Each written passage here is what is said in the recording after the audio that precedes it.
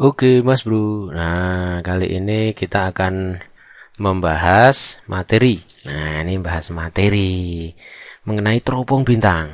Loh, Mas, kalau teropong itu apa sih? Kalau teropong itu adalah alat untuk melihat benda yang sangat jauh.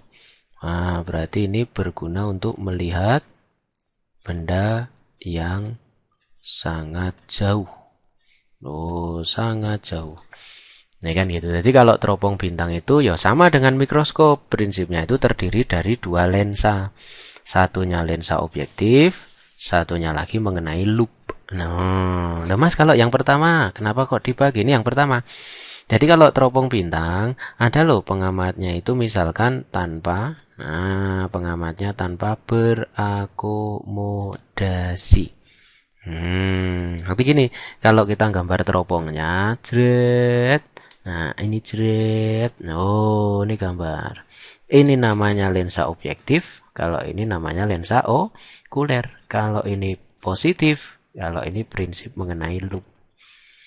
Kalau tanpa akomodasi, no, dia kan sangat jauh ya. Kan sangat jauh toh. Nah, kan gitu. Terus kemudian nanti bayangannya kan jatuh di sini tuh. Karena benda itu sangat jauh, tak hingga, benda itu kan di tak hingga. Maka kalau prinsip dasar mengenai optik, ketika benda itu di tak hingga, maka bayangannya di titik fokus. Bayangannya di titik fokus. Berarti ini S aksen. Berarti ini S aksen. Nah, OB jatuhnya pas di fokusnya OB. Karena jauh tak hingga. Nah, terus kemudian kalau tidak berakomodasi, berarti pengamatnya itu kan bayangannya okuler pas jatuh di titik jauh mata juga. Jatuh di titik jauh mata. Karena jatuh di titik jauh mata. Anu titik jauh, wes tak hingga. Nah, berarti ini adalah fokusnya okuler. Kan karena ini titik jauh, ini juga titik jauh. Benda berada di tak hingga, bayangan di titik fokus. Kalau benda berada di titik fokus, bayangan di tak hingga. Tuh, kan prinsipnya gitu. Nah, berarti kalau untuk tanpa berakomodasi, yang namanya panjang mikroskop itu hanya fokus objektif ditambah fokus okuler. Loh Mas, berarti kalau perbesarannya gimana? Nah, kalau perbesarannya itu adalah apa? Fokus objektif dibagi dengan fokus okuler. Tuh kan enaknya pengamat tanpa akomodasi gitu. Nah ya, berbeda kalau dengan pengamatnya itu dia berakomodasi. Ini adalah apa? Ini maksimum. Mas lah kalau berakomodasi maksimum gimana? Nah, gini deh. Ini tetap benda kan tidak hingga, maka jatuhnya di titik fokus. Lah fokusnya siapa? Objektif. Tapi karena pengamatnya akomodasi maksimum, berarti bayangannya kan di 25. Bayangannya okuler itu pas pada titik dekatnya. Berarti apakah ini fokus? Nah, bukan. Ini adalah jarak benda okuler. Tuh. Ngerti ya? Benda berada di tak hingga. Berarti bayangan jatuh di titik fokus. Kan gitu. Terus kemudian bendanya jaraknya ada. Maka bayangannya S aksen okuler itu jatuhnya di min SN atau 25. Nah, maka ini bukan fokusnya okuler.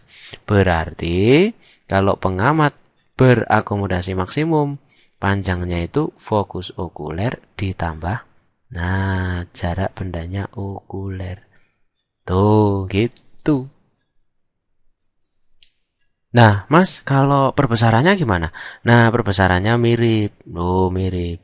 Jadi gini, fokus objektif dibagi fokus okuler. Tapi ada dikalikan SN ditambah fokusnya okuler dibagi dengan SN. Kan gitu.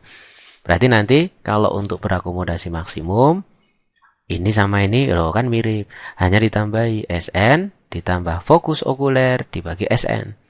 Misalkan SN-nya 25, ini 25. Kan itu ini 25.